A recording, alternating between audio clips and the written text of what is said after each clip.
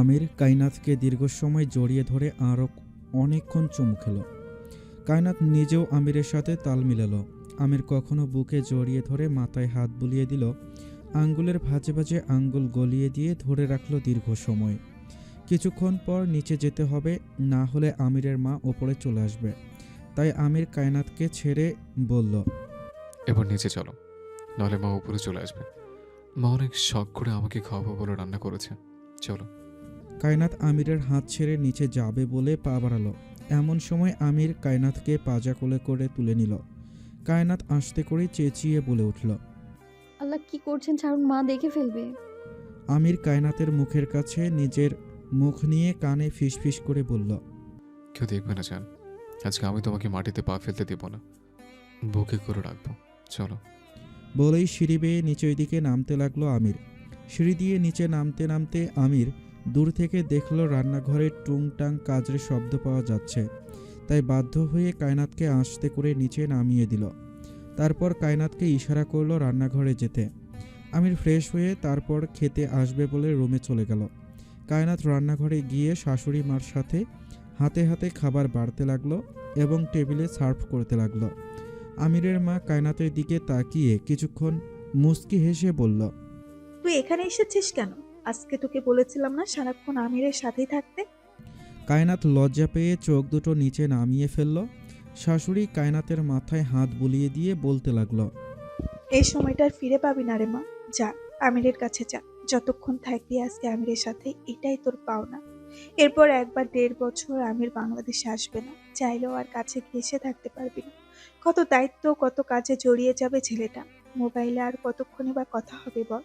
তুই লেখাপড়ায় ব্যস্ত থাকবি, আমি চাকরি পড়াশোনা নিয়ে ব্যস্ত থাকবি। তাই যা, আজকের দিনটা সারাক্ষণ তুই ওর কাছে থাকবি। আমার ছেলের কি লাগে না লাগে সব প্রয়োজন দেখবি। রান্নাঘরে যেন তোকে না দেখিয়ে আস। বলেই কায়নাতকে ওপরে পাঠিয়ে দিলেন শাশুড়ি মা। আমির ওয়াশরুম থেকে গোসল করে বের হয়ে দেখল কায়নাত দরজার কাছে দাঁড়িয়ে আছে। আমির ভেজা টাওয়ালটা ব্যালকনিতে মেলে দিয়ে এসে চুল ঝাড়তে ঝাড়তে কায়নাতের সামনে এসে দাঁড়ালো। তারপর আস্তে করে কায়নাতকে জড়িয়ে ধরে দুই গালে শব্দ করে চুমু খেল। তারপর কায়নাতের কানের কাছে ফিসফিস করে বলল, কি জাদু করলে আমাকে বলো তো? আমার তো আর যেতে ইচ্ছে করছে না। আমি তোমাকে ছাড়া কিভাবে থাকবো বলো? বলেই কায়নাতকে নিজের বুকের সাথে জোরে চেপে ধরল আমির। আ কায়নাত হালকা ব্যথায় আহ করে মৃদু শব্দ করে উঠল। আমির কায়নাতের কানের কাছে ফিসফিস করে বলল, এমন সব আওয়াজ করে তুমি আমাকে আরো সিরিয়াস করছো, উত্তেজিত করে দিচ্ছ। সেটা কি তুমি বোঝো? কায়নাত লজ্জা পেয়ে বলল, ছি, এসব কি কথা বলছেন? ছাড়ুন আমায়, মা নিচে খেতে যেতে বলেছেন। বলেই আমিরের থেকে ছাড়া পাওয়ার জন্য মুচড়ি শুরু করে দিল কায়নাত। আমির কায়নাতকে ছেড়ে দিল। ছেড়ে দিয়ে কানের কাছে মুখ নিয়ে বলল, এখন ছাড়লাম, নিচে খেতে যাব তাই, কিন্তু আজকে সারা রাত তুমি আমার বুকে থাকবে, কোনো ছাড় নেই। বলেই কায়নাতের হাত ধরে নিচে খাওয়ার জন্য নামতে লাগলো আমির। খাবার টেবিলে খেতে খেতে তিনজন অনেক গল্প করল। আমির কিছুক্ষণ মায়ের রুমে গিয়ে মাকে জড়িয়ে ধরে কোলে মাথা রেখে শুয়ে রইল। কায়নাতকে পাঠিয়ে দিয়েছে রুমে ফ্রেশ হওয়ার জন্য। অনেকক্ষণ থাকার পর মা আমিরের মাথায় হাত বুলাতে বুলাতে বললেন, অনেকক্ষণ হয়েছে এই রুমে আছিস, এবার যা, রুমে যা বাবা। কায়নাত ঘরে একা আছে, আজকে কায়নাতের সাথে থাকা উচিত তোর। এই অল্প বয়সে মেয়েটার অনেক কষ্টের সম্মুখীন হয়েছে। আমরা তো তাও বড় মানুষ, নিজের সুখ কষ্টকে সামলে হয়তো চলতে পারবো, কিন্তু মেয়েটা যে বড় অবুঝ বাবা, মাত্র এসএসসি দিয়েছে। আমির মায়ের সাথে মজা করে বলল, এত ছোট তাহলে বিয়ে করে আনলে কেন আম্মা? বড় হওয়ার সুযোগ দিতে, তাহলে তো ঝামেলা পোহাতে হতো না। ইস, খুব ঝামেলা তাই না? 2 দিন পর তো ঠিকই বইয়ের আঁচল ধরে ঘুরবি, তখন তো মাকে ঠিকই ভুলে যাবি। আমিরের গাল ধরে বলল সেলিনা বেগম। আমির মার দিকে চেয়ে বলল, জীবনেও না। তুমি তোমার বউয়ের আঁচল ধরে ঘোরো, আমার অত সময় নেই তোমার ন্যাকা ছোট খুকি বউয়ের আঁচল ধরে ঘোরার, ঠিক আছে? আমিরের মা বললেন, সে সময় হলেই দেখা যাবে কে কার আঁচল ধরে ঘোরে। তখন তো ছেলের টিকিটাও খুঁজে পাবো না। আগে বউয়ের কাছে গিয়ে খুঁজতে হবে যে আমার ছেলেকে কোথাও দেখেছো। বউ বললেই তবে পাবো, না হলে তো আর পাবো না। বলেই ফিক করে হেসে দিলেন আমিরের মা। আমির তাকিয়ে রইল তার মায়ের হাসির দিকে, তারপর লজ্জায় নত চোখে তাকিয়ে বলল। কখন এরকম হবে না আম্মা। সেলিনা বেগম বললেন। ঠিক আছে, সময় হলেই দেখা যাবে। এখন ওর তো যা বাবা, রুমে যা, কায়নাত ঘরে একা আছে। বলেই জোর করে আমিরকে উঠিয়ে রুমে পাঠিয়ে দিলেন আমিরের মা। আমিরকে রুমে পাঠিয়ে দিয়েই বালিশের নিচ থেকে আবিরের ছবিটি বের করলেন সেলিনা বেগম। তারপর কিছুক্ষণ চেয়ে থেকে চোখের পানি নীরবে মুছতে লাগলেন। আর যদি আল্লাহ চাইতো তবে এরকম একটা সুখের লজ্জামাখা হাসি আবিরের মুখেও দেখতে পেতাম। এই বলেই ছবিটিতে চুমু খেলো আবিরের মা। আমির রুমে এসে দেখল কায়নাত বিছানায় শুয়ে আছে, চোখের ওপরে হাত দিয়ে। রুমের লাইট অফ, ড্রিম লাইট জ্বালানো। আমির চুপচাপ হেঁটে এসে বিছানার পাশে দাঁড়ালো। তারপর ধীরে ধীরে বিছানায় উঠে কায়নাতকে জড়িয়ে ধরে শুয়ে গালে চুমু এঁকে দিল। তারপর কানের কাছে মুখ নিয়ে কানের লতিতে আলতো একটা কামড় দিয়ে ফিস ফিস করে বলল। আমি জানি আপনি ঘুমান নাই, তাই ঘুমে নাটক করতে হবে না ম্যাডাম। বলেই আরও শক্ত করে জড়িয়ে ধরে কায়নাতের ঠোঁটে ঠোঁট ডুবিয়ে দিল আমির। কায়নাত তবুও লজ্জায় চোখ মুখ খিচে বন্ধ করে শুয়ে রইল। আমির দেখল শুধু কথায় কাজ হবে না, তাই এমন একটি ভাব ধরল যেন আমির উঠে চলে যাচ্ছে অন্য রুমে। আমির বিছানা থেকে উঠে যাবে, ঠিক এমন সময় কায়নাত বলল। কি হয়েছে, উঠছেন কেন? আমির চট করে ঘুরেই কায়নাতকে জড়িয়ে ধরল। নাটক করছিলে কেন ম্যাডাম? আমি তো ঠিকই জানতাম তুমি ঘুমিয়ে নেই, জেগে আছো। বলেই কায়নাতের থুতনিতে একটা কামড় বসিয়ে দিল। আহ! কায়নাত চিৎকার করে উঠল আহ করে। আমির বলল। এটা তোমার শাস্তি। বলেই কায়নাতকে উল্টো করে ঘুরিয়ে জড়িয়ে ধরে কাঁধে থুতনি ঠেকিয়ে শুয়ে রইল আমির। তারপর কানের কাছে মুখ নিয়ে ফিসফিস করে বলল। ঘুমাও, আর কোনো কথা বলবে না, চুপচাপ আমার বুকে শুয়ে থাকো। আজকের দিনটা শুধু আমার বুকে শুয়ে থাকবে, বলেছিলাম না? কিছুক্ষণ থেমে আমির ধীরে ধীরে বলতে শুরু করলো। নিজের যত্ন নিও কায়নাত, ভালো করে লেখাপড়া করো, মনোযোগ দিয়ে লেখাপড়ায়, ঠিক আছে? মায়ের খেয়াল রেখো। তুমি মায়ের জন্য এবং মা তোমার জন্য, এই দুজন দুজনের জন্য ছাড়া কিন্তু খেয়াল রাখার মতো আর কেউ নেই। আমি যেহেতু নেই, নিজের ভালো মন্দ তোমাদের নিজেদেরকে দেখতে হবে। তাই যথাসম্ভব ঝামেলা এড়িয়ে চলার চেষ্টা করবে। তারপরও কোনো সমস্যা হলে সাথে সাথে বাড়িতে তোমার বাবা বা ভাইকে কল করে অবশ্যই জানাবে। কথাটা শুনে কায়নাতের কি হলো কায়নাত জানে না। ঘুরে চট করে আমিরের বুকে মাথা গুজে দিয়ে ফুপিয়ে ফুপিয়ে কাঁদতে লাগলো। আমির কায়নাতের মাথায় হাত বুলিয়ে দিয়ে কপালে চুমু খেলো আর ধীরে ধীরে সান্ত্বনা দিতে লাগলো। কিছু হবে না শোনা, 1 বছর এমনিতে দেখতে দেখতে কেটে যাবে। কায়নাত এভাবে ফুপিয়ে ফুপিয়ে কাঁদতে কাঁদতে একসময় ঘুমিয়ে গেল। আমির কায়নাতকে বুকে নিয়ে এখনও দু চোখ খোলা রেখে তাকিয়ে রইল সিলিংয়ের দিকে। আমির কাউকে বুঝাতে পারবে না কায়নাতকে ছেড়ে যেতে আমিরের কতটা কষ্ট হবে। মাত্র 10-12 দিনের সংসার কায়নাতের সাথে তার, কিন্তু এতটা ঘনিষ্ঠভাবে জড়িয়ে যাবে কায়নাতের সাথে ভাবতেও পারেনি আমির। কায়নাতের মাথায় চুমু খেলো আমির। তারপর কায়নাতকে বুকে নিয়ে ধীরে ধীরে চোখ বুজল আমির। চলে এলো আমিরের যাওয়ার সময়। আমিরের গোছগাছ ব্যাগ প্যাক সব শেষ, এখন বিদায় নেওয়ার পালা সবার কাছ থেকে। সবাই এয়ারপোর্টে যেতে চেয়েছিল, কিন্তু আমির জোর করে না করেছে। কাউকে এয়ারপোর্টে যেতে হবে না, গাড়ি ভাড়া করতে চেয়েছিল, কিন্তু শ্বশুর বাবা নিজের গাড়ি দিয়েছেন। মুরব্বী মানুষ, তাই শ্বশুরকে আর মুখ ফুটে না করেনি আমির। এতটুকু অধিকার তো ওনাদের রয়েছে, ওনার মেয়ের জামাই যেহেতু। সবাই ড্রয়িং রুমে বসে আছে আমিরের জন্য। আমির এখনও ওপর থেকে নামেনি, সাথে আছে কায়নাত। আমির রুমের মধ্যে কায়নাতের সাথে আছে। আমির সামনে হেঁটে এসে কায়নাতকে জড়িয়ে ধরল।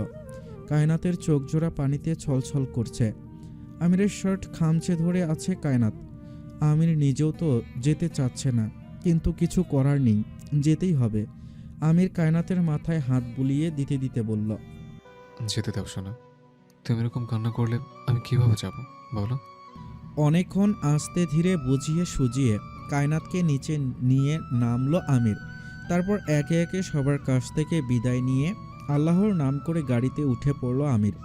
যাওয়ার সময় পিছনে মেইন দরজার দিকে তাকালো, দেখলো কায়নাত দাঁড়িয়ে আছে। কায়নাতের ছলছল চোখ দুটো দেখে আমিরের ভেতরটা মুচড়ে উঠল। মাথা ঘুরিয়ে আমির গাড়ির সিটে মাথা হেলান দিয়ে ওপরের দিকে চোখ বন্ধ করে শুয়ে রইল। এদিকে কায়নাত আমির যাওয়ার পর সেই যে দরজা দিয়েছে রুমের এখনও পর্যন্ত নামেনি। আমিরের মা টেনশন করছে, মেয়েটা এখনও নামছে না কেন। দুপুরেও খায়নি কায়নাত, তাই নিজে হেঁটে আমিরের দরজায় গিয়ে নক করল সেলিনা বেগম। কিছুক্ষণ পর রুমের দরজা খুলে দিল কায়নাত। আমিরের মা কায়নাতের মাথায় হাত বুলিয়ে দিলেন। কায়নাতের মাথায় হাত পড়তেই ঝরঝরিয়ে কেঁদে ফেলল। আমিরের মা কায়নাতকে বুকে টেনে নিয়ে খাটে নিয়ে বসালো। তারপর ধীরে ধীরে কায়নাতের মাথায় হাত বুলিয়ে দিতে দিতে বলল, কাঁদে না সোনামা, দেখিস একটা বছর দেখতে দেখতেই চলে যাবে। তুইও পড়ালেখা নিয়ে ব্যস্ত থাকবি, আর তাছাড়া আমির আমেরিকা পৌঁছে সবার আগে তোকে ফোন দিবে, দেখিস। ধীরে ধীরে কান্না থামলো কায়নাথের। তারপর শাশুড়ি মার সাথে ধীরে ধীরে নিচে নেমে আসলো।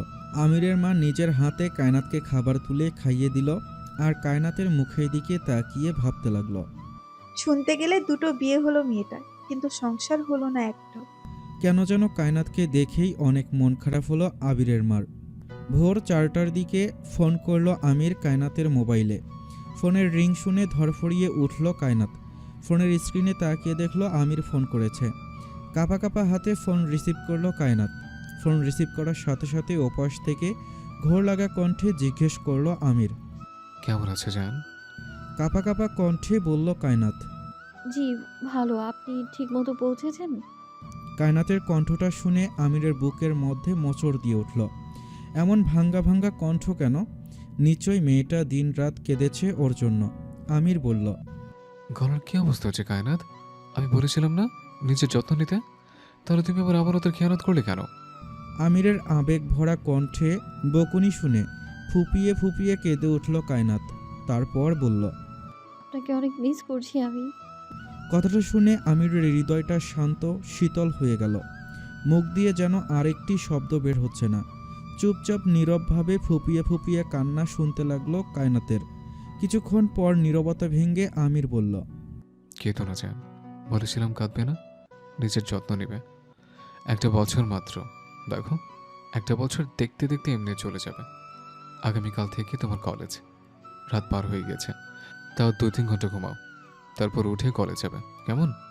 কিছুক্ষণ থেমে আমির আবার বলল, আর হ্যাঁ শোনো, একদম কান্না করবে না আমার জন্য। যখন আমার কথা মনে হবে তখন আমাকে ফোন দিবে, ওকে? হুম। কায়নাত বলে উত্তর করল। তারপর আমির আরও 2-1টা কথা বলে ফোন কেটে দিল। কায়নাতের মনটা এখন একটু ভালো লাগছে, তাই চুপচাপ ঘুমিয়ে পড়ল। পরের দিন 9টার দিকে ঘুম ভাঙল কায়নাথের। ঘুম থেকে উঠে একেবারে রেডি হয়ে নিচে নেমে আসলো। দেখল শাশুড়ি মা খাবার নিয়ে ডাইনিং টেবিলে বসে আছে। কায়নাত নামতেই কিছু বলবে, তার আগেই আমিরের মা হাত ধুয়ে খাবার মুখের সামনে ধরে বলল, নে তাড়াতাড়ি খা, খেয়ে তাড়াতাড়ি কলেজে যা। প্রথম দিন দেরি হলে কেমন দেখায়? নে মা, তাড়াতাড়ি কর। আজকে না হয় প্রথম দিন একটু লেট হয়ে গিয়েছে, এরপর থেকে টাইম মতো উঠিস, কেমন? যা, সুন্দর করে কলেজে যাবি। সবগুলো খাবার খাইয়ে দিয়ে একে একে কথাগুলো বলল আমিরের মা। যেন ওনার এখন একমাত্র জীবনের লক্ষ্য হচ্ছে কায়নাতকে ঘিরে সমস্ত কিছু উপভোগ করা। কায়নাতের মধ্যে উনি আমির এবং আবিরের দুজনের ছায়া দেখতে পান। যেন কায়নাতকে ভালোবাসলেই ভালোবাসা তার 2 সন্তানের ওপর গিয়ে পড়ে। কায়নাত ছলছল চোখে তাকিয়ে রইল শাশুড়ি মায়ের দিকে। শাশুড়িরা যে মায়ের মতো হয় তা ওনাকে না দেখলে কেউ বুঝতে পারবে না। কায়নাত নিজেকে অনেক ভাগ্যবতী মনে করে, এত দুঃখ কষ্টের মধ্যেও ও এমন একটা শাশুড়ি পেয়েছে যে মায়ের থেকেও অনেক বেশি কেয়ার করে। এসব ভাবতে ভাবতেই কায়নাত জড়িয়ে ধরল শাশুড়ি মাকে। তারপর বলল, এখন আসি মা, আল্লাহ হাফিজ। ঠিক মতো যাবে, আর যে আমাকে ফোন দিবি। তুই কলেজে পৌঁছেছিস, আজকে প্রথম দিন। তোর বাবা অসুস্থ না হলে আমি নিচে গিয়ে তোকে দিয়ে আসতাম। কায়নাতের দিকে তাকিয়ে কথাগুলো বলল আমিরের মা। তারপর কায়নাত চলে গেল হ্যাঁ সূচক মাথা নাড়িয়ে। আমিরের মা চেয়ে রইল কায়নাথের দিকে। কায়নাতকে দেখলে ওনার দুটো ছেলের কথাই মনে পড়ে। কায়নাত কলেজে যাবার কিছুক্ষণ পর আমির কল দিল বাসায়। কল দিয়ে বাবার সাথে মায়ের সাথে কিছুক্ষণ কথা বলল। তারপর জিজ্ঞাসা করলো কায়নাতের কথা। আমিরের মা জানালো কিছুক্ষণ আগে খেয়েই কলেজে গিয়েছে। তারপর আমির মাকে বলল, নিজের শরীরের যত্ন নিও আম্মা, আব্বুর যত্ন নিও, সময় মতো ওষুধগুলো খেও, ওষুধ শেষ হয়ে গেলে আমাকে জানিও আম্মা। আমি বাড়ির নিচে পাশে ডিসপেন্সারিতে বলে রেখেছি, ওষুধের লিস্ট পাঠিয়ে দিলে বাসে এসে দিয়ে যাবে। তুমি শুধু বিলটা দিয়ে দিবে আম্মা। এভাবে আরও টুকটাক কিছুক্ষণ কথা বলে আমির ফোন রেখে দিল। কলেজে প্রথম দিন, ক্লাসে বসে থেকেও কায়নাথের মন বারবার যাচ্ছে মোবাইল ফোনের দিকে।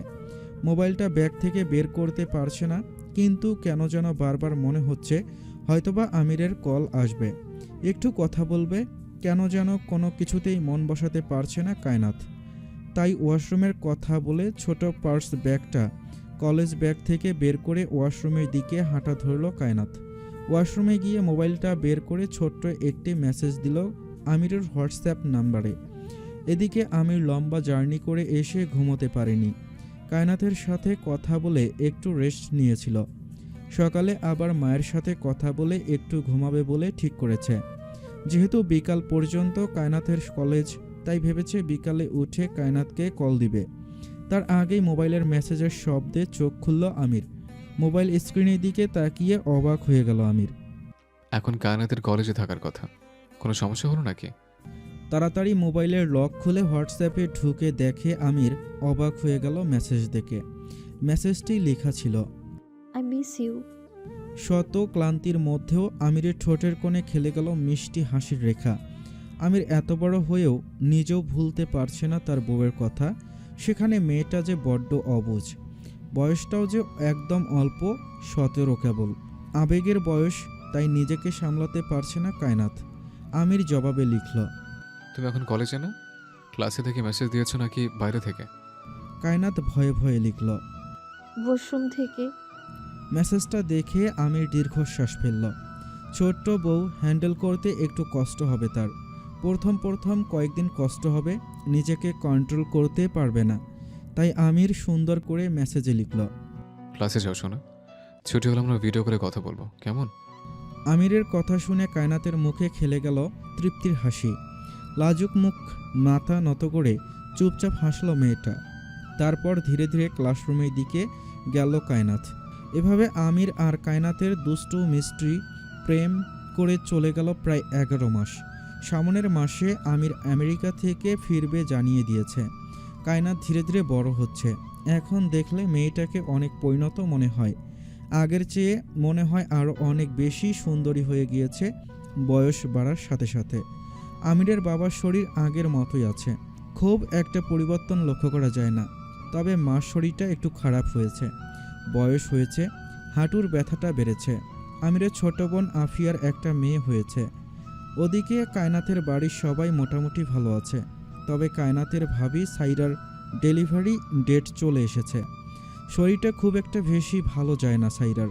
কায়নাথ গত সপ্তাহে গিয়েছিল বাবার বাড়ি, 3 দিন থেকে আবার চলে এসেছে। কায়নাথ এখন ইন্টার সেকেন্ড ইয়ারে পড়ে। পড়ালেখার যথেষ্ট ভালো মেয়েটা, মনোযোগের সাথে পড়ে এবং সংসারের কাজে কর্মেও যেন লক্ষ্মী হয়ে উঠেছে। শাশুড়ির সাথে হাতে হাত মিলিয়ে সমানে সমানে কাজ করতে দেখলে যে কেউ বলবে পাক্কা গৃহিণী হয়েছে মেয়েটা। আমিরের পছন্দে প্রত্যেকটা খাবার এখন কায়নাথ নিজের হাতে রান্না করতে পারে। সব কিছু শাশুড়ির কাছ থেকে শিখে নিয়েছে। আমিরের যা যা খেতে পছন্দ করে সব কিছু।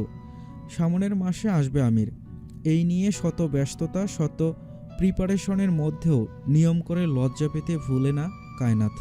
এখনও আমির ফোন দিলে মনে হয় আজই প্রথম আমিরের সাথে কথা হচ্ছে কায়নাথের। চোখ তুলে খুব কম তাকায় আমিরের দিকে। লজ্জায় সারাক্ষণ মাথা নিচু করে কথা বলে মেয়েটা। যেদিন থেকে আমির বলেছে সামনের মাসে আসবে, সেদিন থেকে লজ্জা যেন কয়েক গুণ বেড়ে গিয়েছে কায়নাথের। আমিরও চাইলেও এখন কায়নাথ চোখ তুলে কথা বলতে পারে না। কিসের এত লজ্জা, কিসের এত সংকোচ? আমির মাঝে মধ্যে চিন্তা করে কায়নাথকে দেখে। তবে আমিরের ভালো লাগে আমিরকে দেখে এই লজ্জা পাওয়াটা। অধীর আগ্রহে অপেক্ষা করছে আমির, কবে একটা মাস পার হবে আর কবে কায়নাথের কাছে ফিরে আসবে। আমির জানে এই 11টা মাস কিভাবে পার করেছে আমির। রাত বাজে 11টা। আমেরিকায় এখন দিন হলেও বাংলাদেশে এখন রাত 11টা। আমির অফিসের ফাঁকে ফোন দিয়েছে কায়নাথকে একটু কথা বলার জন্য।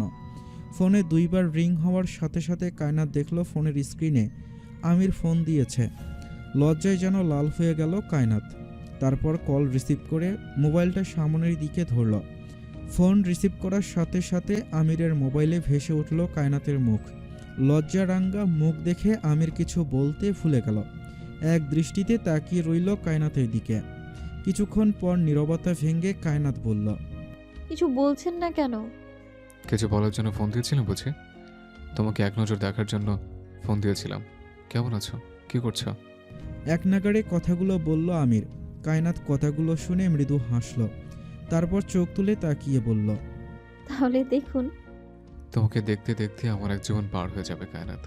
তারপরও তোমাকে দেখার স্বাদ আমার চোখের কখনো মিটবে না। ঘোর লাগা কণ্ঠে কথাগুলো বলল আমির। তারপর কিছুক্ষণ তাকিয়ে থেকে নীরবতা ভেঙে বলল, রাতে ডিনার করেছ? বাবা মায়ের শরীর কেমন আছে? লেখাপড়া ঠিক মতো করছো তো, নাকি আমি আসার খুশিতে লেখাপড়া সবকিছু তাকে উঠিয়ে রেখেছ? কায়নাত প্রত্যেকটা প্রশ্নের উত্তর সুন্দর করে দিল।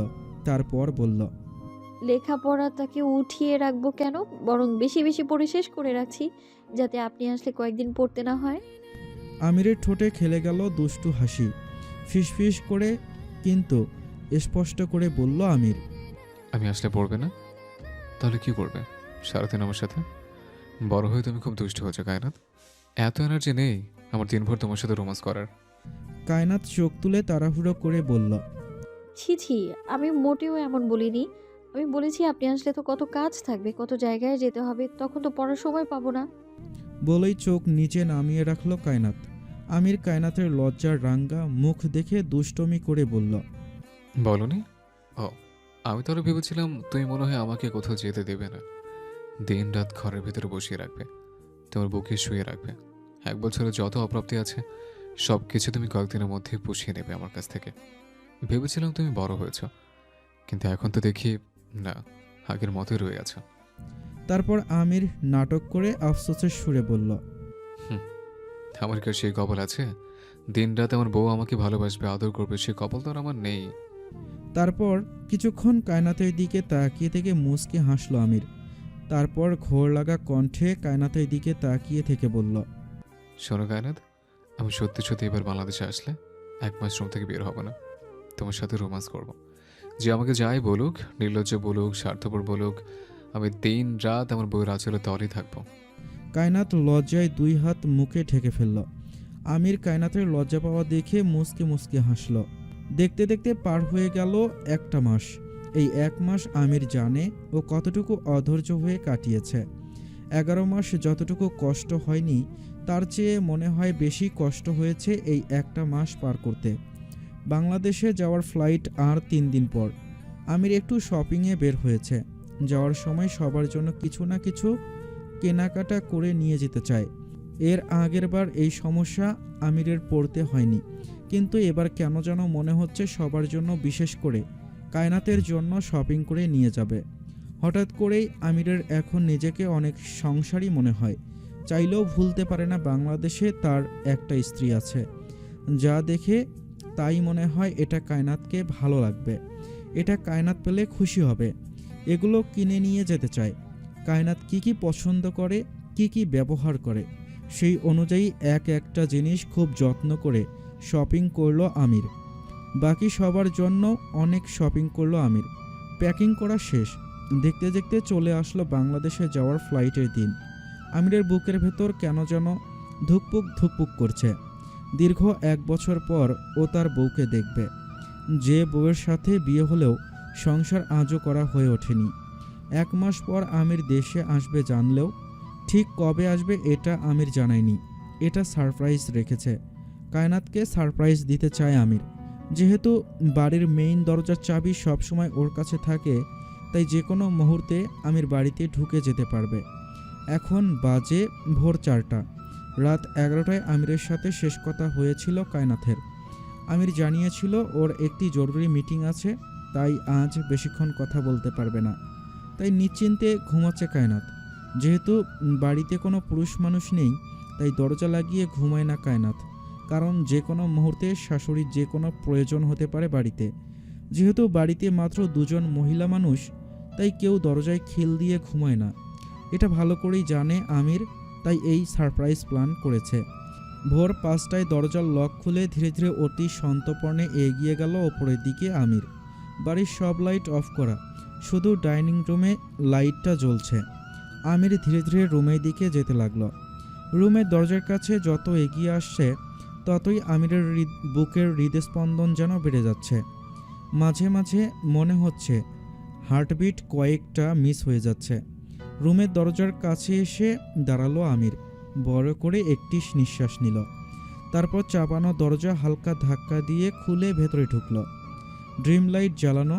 বেডরুমে ঢুকতেই সুন্দর একটা মেয়েলি স্মেল পেল, যা একটা বছর ধরে প্রচণ্ড মিস করেছে আমির। জোরে জোরে নাক টেনে নিঃশ্বাস নিল, যেন আমির নিজের শ্বাস প্রশ্বাসের সঙ্গে কায়নাতের শরীরের গন্ধটাও মিশিয়ে নিল। কাঁধের ব্যাগটা নিচে রেখে ধীরে ধীরে বিছানার দিকে এগিয়ে গেল আমির। তাকিয়ে রইল এক দৃষ্টিতে কায়নাথের চাঁদের মতো মুখটির দিকে। এলোমেলো চুলগুলো মুখের এদিকে ওদিকে ছড়িয়ে ছিটিয়ে আছে। আমির আলতো হাতে কপাল থেকে চুলগুলো নিয়ে কানের পিছনে গুজে দিল। তারপর হাঁটু ভেঙে বসে কায়নাতের কপাল থেকে থুতনি পর্যন্ত আঙ্গুল দিয়ে স্পর্শ করতে লাগলো। বলতে হবে মেয়েটার ঘুম অনেক গভীর। আমিরের উপস্থিতির টের তো পাচ্ছেই না। আমির যে তাকে এত সুন্দর করে আলতো হাতে স্পর্শ করছে, ছুঁয়ে দিচ্ছে, এটাও টের পাচ্ছে না কায়নাত। আমির অধৈর্য হলো, সাথে বাড়ল নিঃশ্বাসের গতিবিধি। জোরে জোরে শ্বাস নিচ্ছে আমির। আর একটু গভীরভাবে ছুঁয়ে দিতে ইচ্ছে করছে কায়নাতকে আমিরের। আমির আলতো করে কায়নাতের কপালে একটা চুমু খেল। তারপর হালকা করে ওষ্ঠ ছোঁয়ালো কায়নাতের নরম ঠোঁটে। কায়নাত কেঁপে উঠল, কিন্তু চোখ খুলল না। আমির লক্ষ্য করল কায়নাতের তিরতির করে কাঁপতে থাকা ঠোঁটগুলো, যা আমিরকে আরও গভীরভাবে টানছে কায়নাতের দিকে। আমি দীর্ঘশ্বাস ছাড়ল, তারপর উঠে দাঁড়ালো। নিজের ইচ্ছাকে এই মুহূর্তে এর চেয়ে বেশি প্রশ্রয় দেওয়া যাবে না বুঝল আমির। আর তাছাড়া দীর্ঘ জার্নি করে আমিরকে শারীরিকভাবে খুবই ক্লান্ত মনে হচ্ছে। একটু শান্তিতে ঘুমাতে পারলে ভালো লাগবে। আমির দাঁড়িয়ে ব্যাগ থেকে একটা টি শার্ট ও একটা ট্রাউজার নিয়ে ওয়াশরুমে চলে গেল।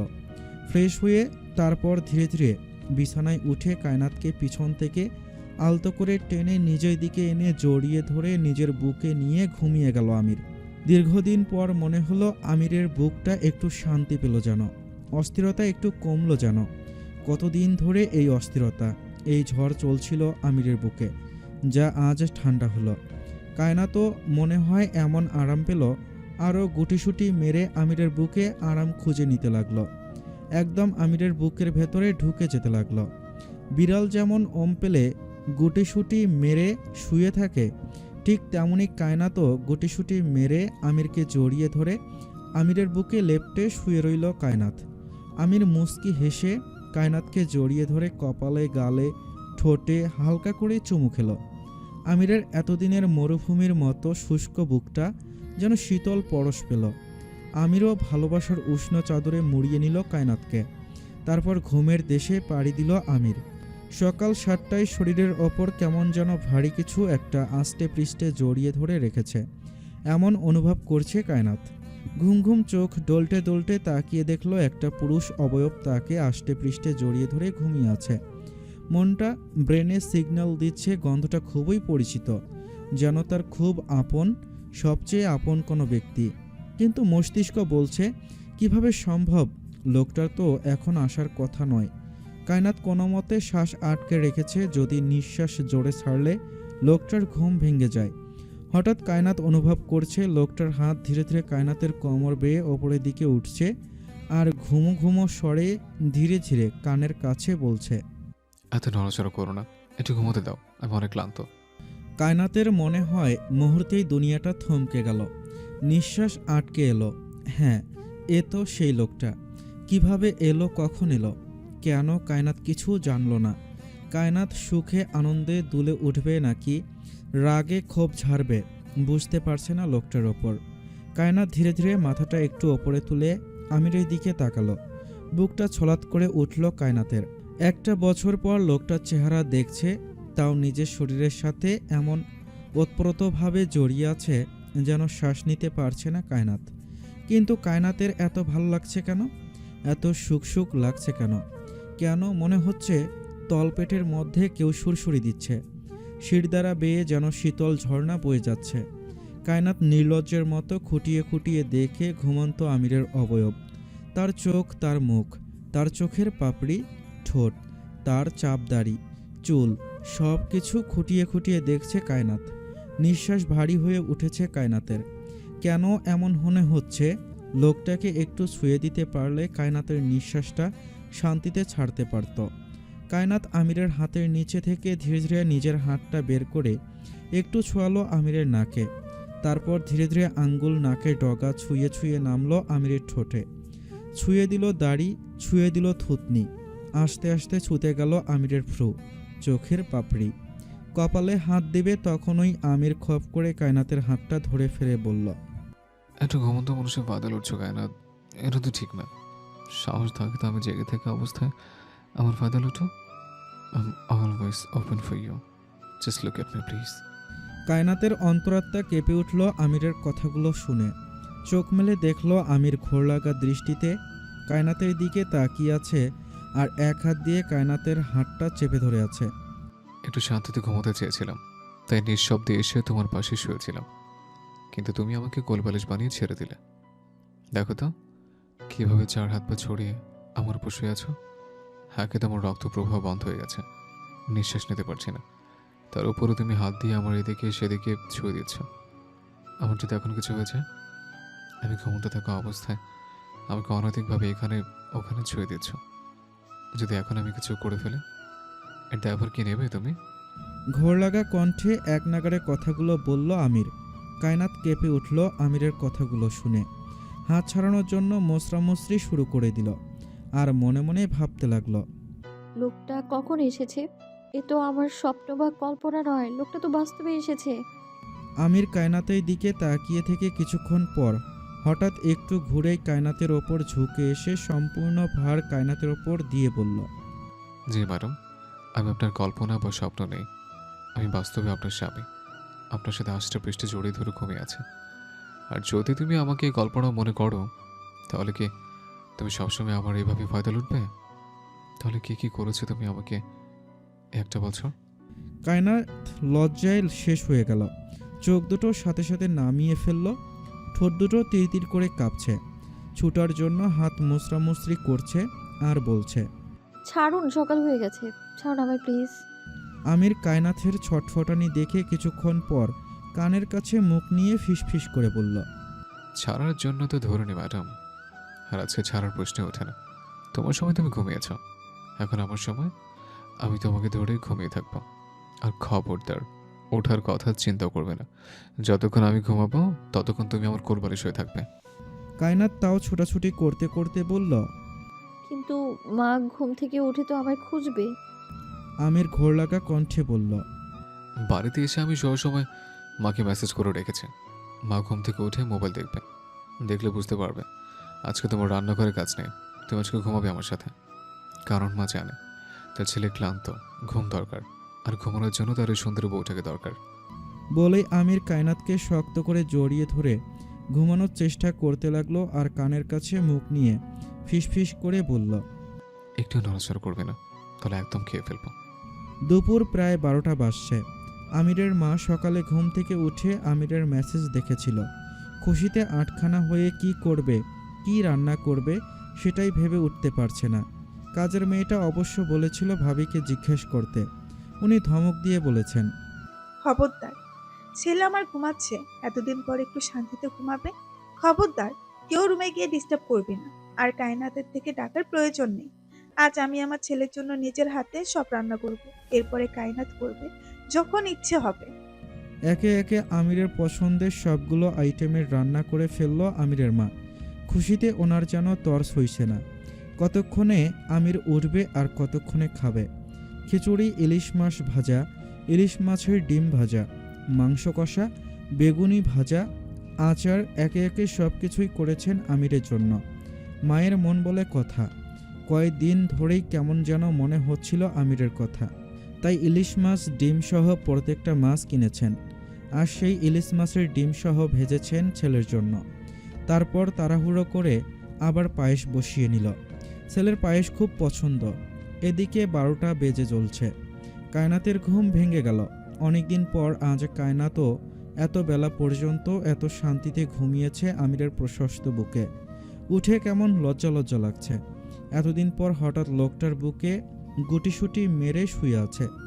আমিরও ছাড়ছেই না। কায়নাত মনে মনে বলল, ইস, উঠে কেমন লজ্জা লজ্জা লাগছে। ঘুম থেকে উঠে সবাইকে মুখ দেখাবো কি করে? কোনোদিন তো এত বেলা পর্যন্ত ঘুমাই না আমি। আজ সবাই বুঝে যাবে উনি নিশ্চয়ই আমার সাথে ঘুমিয়েছেন, তাই আমি উঠতে পারিনি। কায়নাথের নড়াচড়ায় বাধ্য হয়ে আমির মুখ খুলল, বলল, এমন নড়াচড়া করছো কেন তুমি? এত নড়াচড়া করলে আমার সমস্যা হয়, অন্য কিছু ফিল হয়। কথাটা শুনেই কায়নাথের নড়াচড়া থেমে গেল। নিঃশ্বাস যেন আটকে গেল। মনে মনে ভাবতে লাগলো কায়নাথ, এই লোকটা যখনই মুখ খুলে তখনই লজ্জা দিয়ে কথা বলে। এমন ঠোঁটকাটা নির্লজ্জ লোক কিভাবে হতে পারে? আগে তো দেখে কখনো এমনটা মনে হয়নি ওনাকে। সব পুরুষ এরকম নির্লজ্জ এবং ঠোঁটকাটা থাকে, চরিত্রহীন থাকে, নাহলে পৃথিবীর জনসংখ্যা বাড়ত না। আর প্রত্যেকটি পুরুষ তার নির্লজ্জতে প্রমাণ দেওয়ার জন্য সঠিক সময় এবং সঠিক মানুষের জন্য অপেক্ষা করে। ঘুমের ঘোরে কথাগুলো বলল আমির। এবার আর কায়নাত থাকতে পারল না। মুখ খুলে বলল, ছাড়ুন আমায়, 12টার বেশি বেজে গেছে, সবাই কি মনে করবে? ইস, লজ্জায় কাউকে মুখ দেখাতে পারবো না।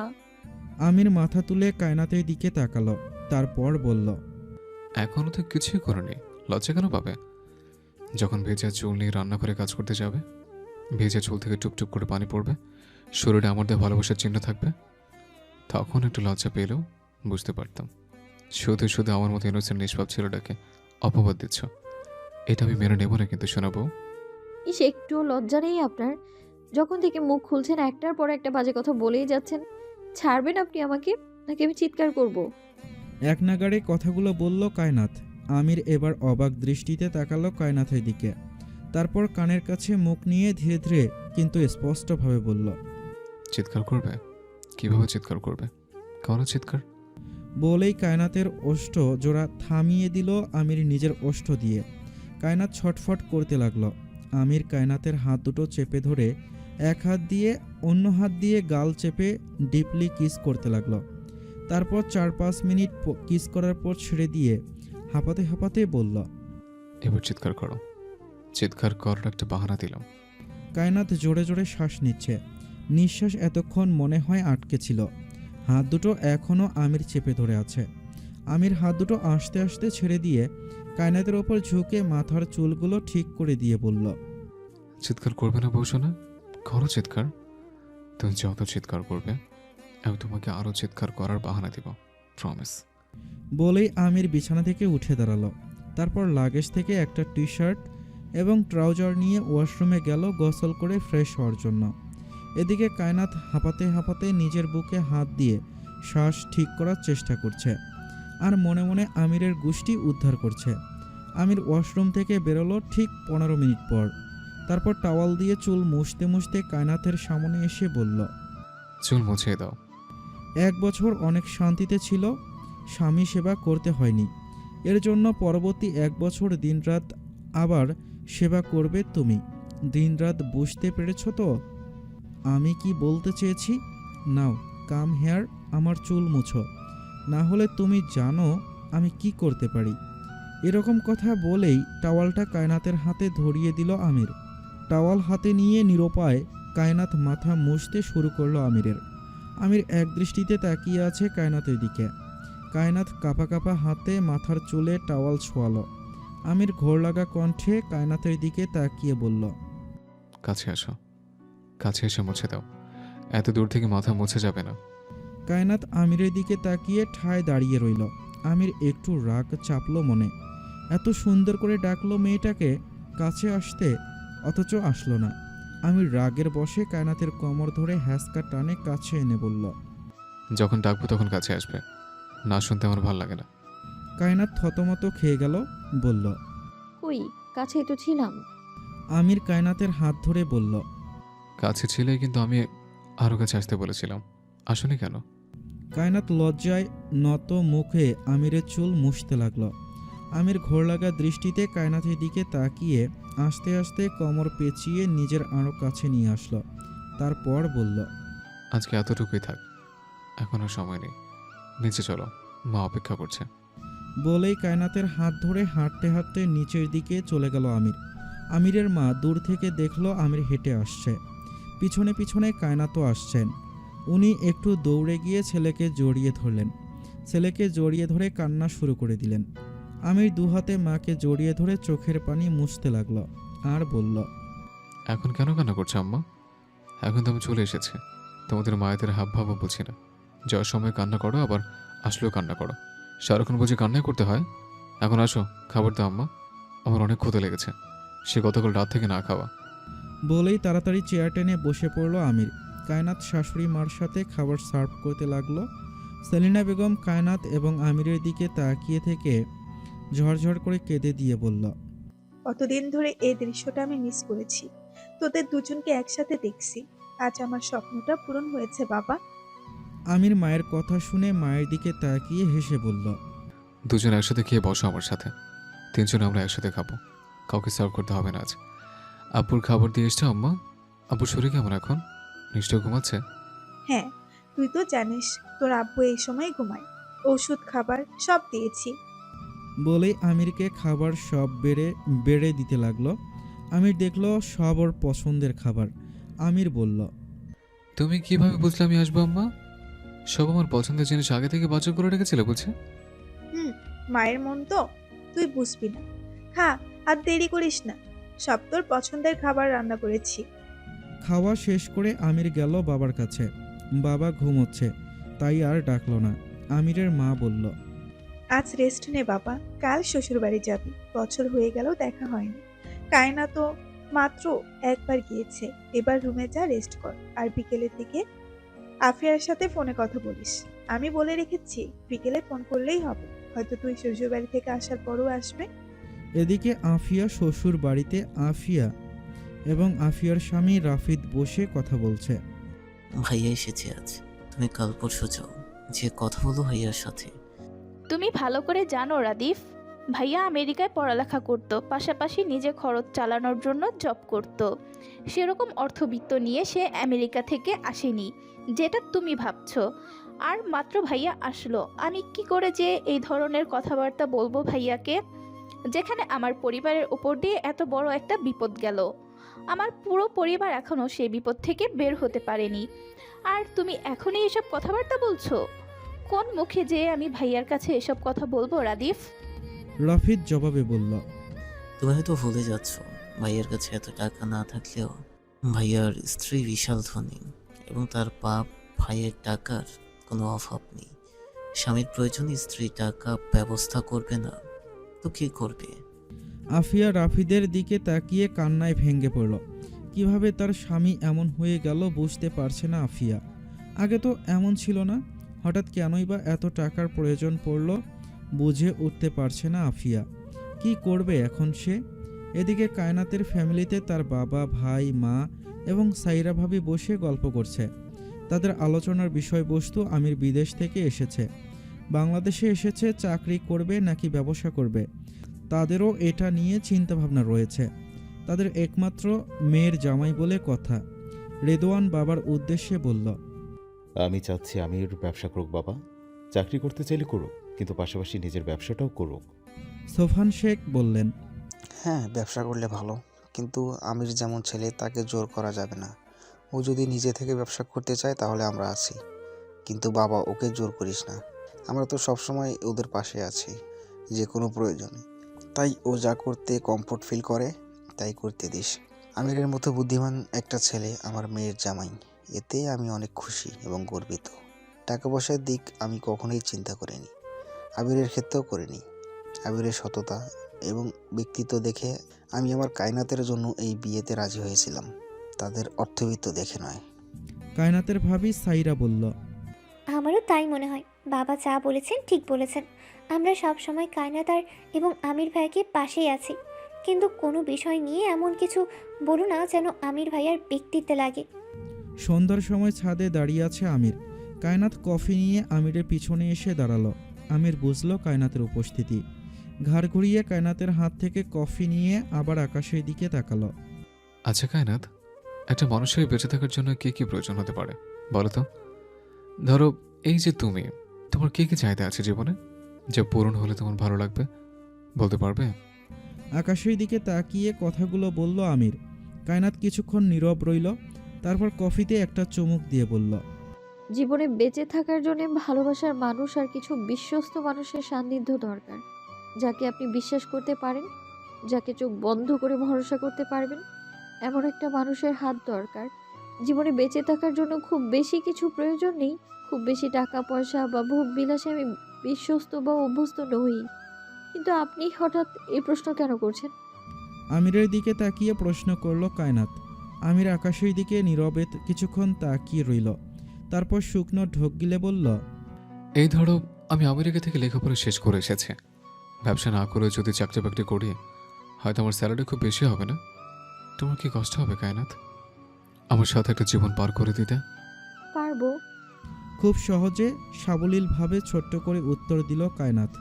আমির কায়নাতের দিকে তাকিয়ে কিছুক্ষণ তাকিয়ে থেকে কায়নাতের হাতটা নিজের দুই হাতের মধ্যে নিয়ে একটা চুমু খেয়ে বলল, আমিও জানি তুমি পারবে, কিন্তু তারপরও আমি তোমাকে ভালো রাখতে চাই কায়নাত। আমি চেষ্টা করব, কিন্তু কতটুকু সফল হব জানি না। তবে তুমি আমার পাশে থাকলে আমার চেষ্টাটা একটু সহজ হবে। আমির কায়নাতকে টেনে নিজের সামনে এনে পিছন থেকে জড়িয়ে ধরে বলল, এভাবে থাকো কিছুক্ষণ, ভালো লাগছে। কায়নাত চুপ করে রইল। কায়নাত বিকেলে শাড়ি পরেছে। অন্ধকারে প্রথমে বুঝতে পারেনি আমির, কায়নাতকে ধরেই এখন বুঝতে পারল আমির। আমির কায়নাতের কানের কাছে মুখ নিয়ে ফিস ফিস করে বলল, তোমাকে না বলেছি শাড়ি পরবে না যখন তখন? হুঠার এভাবে শাড়ি পরে আমার সামনে আসলে আমি নিয়ন্ত্রণ হারাই। কথা শোনো না কেন আমার? বলেই কায়নাতের গালে ঠেসে একটা চুমু দিল আমির। কায়নাতের সারা শরীর শিউরে উঠল, বুকে দুরু আওয়াজ হচ্ছে, যেন আমিরের স্পর্শ পেয়ে শরীরের প্রত্যেকটা লোমকূপ দাঁড়িয়ে যাচ্ছে। ছাদের মৃদু মন্দ হাওয়ার সাথে সাথে কায়নাতের মন হালকা হালকা দোল খাচ্ছে। আমির ধীরে ধীরে কায়নাতের গালে নাক ঘষে যাচ্ছে আর ঘোর লাগা কণ্ঠে বলছে, তোমাকে আজকে অনেক সুন্দর লাগছে জান। বলেই দুই হাত দিয়ে কায়নাতের শাড়ির ভাঁজে হাত গলিয়ে নরম পেটে হাত ছোঁয়ালো আমির। ঠান্ডা শীতল স্পর্শে কেঁপে উঠল কায়নাতের তনুমন। পেটে ঠান্ডা শীতল হাত বুলাতে বুলাতে আমির ঘোর লাগা কণ্ঠে ফিসফিস করে বলল, এত কাবাকাবি করো না, বলেছি না কাবাকাবি করলে আমার কিছু একটা হয়। এমন সময় হঠাৎ আমিরের ফোন বেজে উঠল। আমির কায়নাতকে ছেড়ে প্যান্টের পকেট থেকে মোবাইল বের করলো, দেখলো আফিয়া কল দিচ্ছে। আমির ফোনটা রিসিভ করলো। আফিয়া বলল, আসসালামু আলাইকুম, কেমন আছো ভাইয়া? ওয়ালাইকুম আসসালাম। এই তো আলহামদুলিল্লাহ ভালো আছে। তোর কি খবর বল? ভালো আছি ভাইয়া। ভাবির বাসায় যাবে কাল? যাব, একদিন পর চলে আসবো। কিছু বলতে চাচ্ছিস? আফিয়া থতমত খেয়ে গেল, বলল, না ভাইয়া, পরে কথা বলবো, আল্লাহ হাফেজ। বলেই ফোন কেটে দিল আফিয়া। আমির ফোন পকেটে ঢুকিয়ে রেখে কিছুক্ষণ আকাশের দিকে তাকিয়ে রইল, তারপর হালকা একটু মুচকি হেসে কায়নাতের দিকে তাকিয়ে বলল, চলো নিচে যাই, ঠান্ডা লেগে যাবে তোমার। বলেই হেঁটে হেঁটে নিচের যাওয়ার জন্য পা বাড়ালো আমির। পিছনে চলল কায়নাত। নিচে আসতেই দেখা হলো মায়ের সাথে। আমির কায়নাতের দিকে তাকিয়ে বলল, রুমে যাও, আমি একটু মায়ের সাথে কথা বলে আসছি। কায়নাত চুপচাপ বেডরুমে চলে গেল। আমির মায়ের সাথে গেল মায়ের রুমে। আমির মায়ের দিকে তাকিয়ে বলল, আফিয়ার সংসারে কি অবস্থা আম্মা? সব কিছু ঠিকঠাক আছে তো? তোমরা কোনো কিছু গোপন করছো না তো আমার কাছ থেকে? কথাটা শুনে আমিরের মা চোখ দুটো নিচের দিকে নত করল। মুখে কিছু বলছে না, কিন্তু এক হাত দিয়ে আরেক হাত তালু ঘষতে লাগলো। আমির বিচক্ষণ বুদ্ধিমান ছেলে নীরবে কিছুক্ষণ তার মাকে পর্যবেক্ষণ করে বলল, আমাকে সব খুলে বলো আম্মা, কি হয়েছে? আমাকে বলবে না তো আর কাকে বলবে? বেশ কিছুদিন ধরে আফিয়ার জামাই কিছু টাকার জন্য আফিয়াকে চাপ দিচ্ছে। ওর নাকি ব্যবসায় লস হয়েছে, নতুন করে ব্যবসা করবে, কিছু টাকা প্রয়োজন। বেশ কিছুদিন আগে থেকে বলেছিল তোর বাবার পেনশনের টাকা থেকে কিছু টাকা দিয়েছিল, ওই ব্যবসায় নাকি লস হয়েছে, এখন নতুন করে আবার তোর থেকে কিছু টাকা চাচ্ছে। ওর ধারণা আমেরিকা থেকে তুই অনেক টাকা নিয়ে এসেছিস, আর তাছাড়া আর বলে শেষ করতে পারলেন না আমিরের মা। আমির বলে উঠল, তাছাড়া কি আম্মা? তাছাড়া রাদীপ আফিয়াকে বলেছে কায়নাথের বাবা মায়ের তো অনেক টাকা, ওখান থেকে যদি কিছু এনে দেয় তাহলে। আমি দাঁড়িয়ে গেল সাথে সাথে মায়ের দিকে তাকিয়ে বলল, ব্যাস, যা বলেছ এখানে থেমে যাও আম্মা। আর কখনো যেন আমি এই ধরনের কোনো কথা আর না শুনি। বলেই রুমের দিকে হাঁটা ধরল আমির। রুমের দরজার কাছে যেতেই পা জোড়া থমকে গেল আমিরের। অজানা আশঙ্কায় বুকটা কাঁপছে যেন। কি হতে যাচ্ছে সামনে ভাবতেই গা শিউরে উঠেছে। ওপরের দিকে তাকিয়ে দীর্ঘশ্বাস ছেড়ে আমির মনে মনে বলল, কেন কেন আমাকে এই সমুদ্র সমান বিপদে একা ফেলে রেখে গেলে ভাইজান? কি করে আমি এখন একা সামলাবো সব? আমি কি সব কিছু সমানভাবে সামলাতে পারবো ভাইজান? পারবো সবার মন রক্ষা করতে? আমির দরজায় দাঁড়িয়ে ভাবতে লাগলো, এসব কথা ছিটে ফোটাও যেন কায়নাত বা কায়নাতের পরিবার পর্যন্ত যেন না যায়। তা কিভাবে ম্যানেজ করবে বুঝতে পারছে না আমির। এদিকে বোনের সংসার, কিন্তু রাফিদের অন্যায় আবদার মেনে নেওয়া কোনোভাবেই সম্ভব নয় আমিরের পক্ষে। অপরদিকে কায়নাতের সুখ যার দায়িত্ব এখন আমিরের কাঁধে, এবং আমির তা জীবনের শেষ বিন্দু হলেও পূরণ করবে। এসব ভাবনা চিন্তার মাঝে হঠাৎ কায়নাতের আওয়াজ পেল আমির। কায়নাত ভেতর থেকে বলছে, বাইরে দাঁড়িয়ে আছেন কেন? ভেতরে কেন আসছেন না? আমির চমকে উঠল। কারাত কিভাবে টের পেলো আমি বাইরে দাঁড়িয়ে আছি? ভাবল আমির। তারপর দরজা ঠেলে ভেতরে ঢুকলো আমির। তারপর বলল, তুমি কি করে বুঝলে আমি বাইরে ছিলাম? আপনার শরীরে যে পারফিউমটা ইউজ করেন সেটা অনেকক্ষণ হয়ে গেলে আপনার শরীরের ঘামের সাথে মিশিয়ে অন্যরকম একটা গন্ধ হয়। সেটাতেই বুঝতে পারি আমি আপনি আশেপাশেই আছেন। বলেই লজ্জায় মাথা নিচু করে ফেলল কায়নাত। কায়নাতের কথা শুনে আমিরের ঠোঁটে খেলা গেল দুষ্টু হাসির ঝলক। একটু সামনে এগিয়ে কায়নাতের সামনে গিয়ে বলল, তুমি আমাকে এতটা অবজার্ভ করো? একটু সামনে আসলে ছুঁয়ে দিলে কাঁপাকাঁপি করো, কিন্তু দূর থেকে ঠিক অবজার্ভ করো। তোমার থেকে তো সাবধানে থাকতে হবে মেয়ে। তার কি কি অবজার্ভ করেছো তুমি বলো তো? বলেই কায়নাতের পাশে বেডে বসলো আমির। কায়নাত লজ্জায় একটু চেপে বসল। আমির আবার একটু কায়নাতের পাশে গিয়ে বসল। কায়নাত আবারও একটু চেপে বসল। আমির আবারও একটু কায়নাতের পাশে যেয়ে বসল। কায়নাত আবারও একটু চেপে বসবে, এমন সময় আমির হাত চেপে ধরল। আমির কায়নাতের হাত চেপে ধরেই বলল, আর একটু চেপে বসলে খুব খারাপ হয়ে যাবে কায়নাত। পরে আমি এমনভাবে বসবো তুমি আমার থেকে দূরে গিয়ে আর কোথাও বসার জায়গা পাবে না। কিছু যেন ছিল আমিরের ছোট্ট হুমকিতে। কায়নাত জানে না, কিন্তু ছোট্ট হৃদয়টা কেঁপে উঠল। ভিতরে কেমন দামামা বাসতে শুরু করলো। হাত মোচড়ামুচড়ি শুরু করে দিল, কিন্তু আমির হাত আরও শক্ত করে চেপে নিজের বুকের সাথে মিশিয়ে বলল, থাকো না একটু এভাবে। কাছে এলে খালি পালাই পালাই করো কেন? আমি দূরে থাকলে শুতে পারবে তো? কায়নাতের বুকের ভেতর মোচড় দিয়ে উঠল। বয়স কম, তাই আবেগ বেশি। আমিরের ছোট্ট একটি কথা কায়নাত সহ্য করতে পারল না। চোখ টলমল হয়ে গেল পানিতে, টুপ টুপ করে ঝরতে লাগলো। আমির ভেবাচাকা খেয়ে গেল কথাটা বলে। সাথে সাথে হাত ছেড়ে কায়নাতের মুখটা দুই হাতের আঁচলে নিয়ে বুড়ো আঙ্গুল দিয়ে চোখের পানি মুছিয়ে দিতে দিতে বলল, আমি কেমন বলেছি কায়নাত? সাথে সাথে কান্না করে দিলে তুমি। লোকজন দেখলে কি ভাববে বলো তো? তাহলে আমি নিশ্চয়ই তোমাকে কিছু করেছি। আমির কায়নাতের গালে ঠোঁটে সারা মুখে ছোট ছোট করে চুমু খেতে লাগলো, আর ঘোর লাগা কণ্ঠে বলল, কাঁদলে তোমাকে ম্যাঙ্গো ফ্লেভারের আইসক্রিমের মতো লাগে। মনে হয় চেটে চেটে খেয়ে ফেলে তোমাকে। কান্না থামাও, নাহলে আমি সত্যি সত্যি খেয়ে ফেলবো। লোভ হচ্ছে আমার খুব। কথাটা শোনা মাত্রই কায়নাতের কান্না থেমে গেল। আমির এক দৃষ্টিতে তাকিয়ে রইল কায়নাতের দিকে। তারপর ফিস ফিস করে কণ্ঠ নিচু করে বলল, এখন আইসক্রিমের মতোই মনে হচ্ছে তোমাকে। আমার এখনো তোমাকে খেতে ইচ্ছা করছে। খাবো শোনা? কায়নাতের অনুমতির অপেক্ষা না করে আমির কায়নাতের গালে হালকা করে জিভ দিয়ে একটু লেহেন দিল। তারপর একটু টেস্ট করার ভঙ্গিতে বলল, নোনতা নোনতা ফ্লেভার। ভেবেছিলাম ম্যাঙ্গো ফ্লেভার, এখন থেকে নোনতা নোনতা ফ্লেভার। তবে নট ব্যাড। আবার খেতে ইচ্ছা করছে। খাবো শোনা? কায়নাত আর টিকতে পারল না। দ্রুত বেড থেকে নেমে দৌড়ে পালাবে, এমন সময় আমির কায়নাতের হাত ধরে বলল, খবরদার এক পাও বাইরে যাবে না, কাছে আসো। এটা তোমার স্বামীর আদেশ। কায়নাতের পাজোড়া আপনা আপনি থেমে গেল। আর যাই হোক, কায়নাত ধর্মে কর্মে খুব বিশ্বাসী। আমিরও তাই। কায়নাত চুপচাপ সেখানে দাঁড়িয়ে রইল। আমির বেড থেকে উঠে এসে কায়নাতের পেছনে দাঁড়ালো। তারপর কপাল ছোঁয়ালো কায়নাতের কাঁধে। তারপর ঘোর লাগা কণ্ঠে ফিসফিস করে বলল, আজকে দূরে যেও না জান। আজকে আমার তোমাকে চাই, খুব চাই। একান্তে নিজের করে কাছে পেতে চাই তোমাকে। আজকে তোমার স্বামী তোর অধিকার চাই। স্বামীর হক আদায় করবে না শোনা? অবশেষে গলে গেল কায়নাথের মন।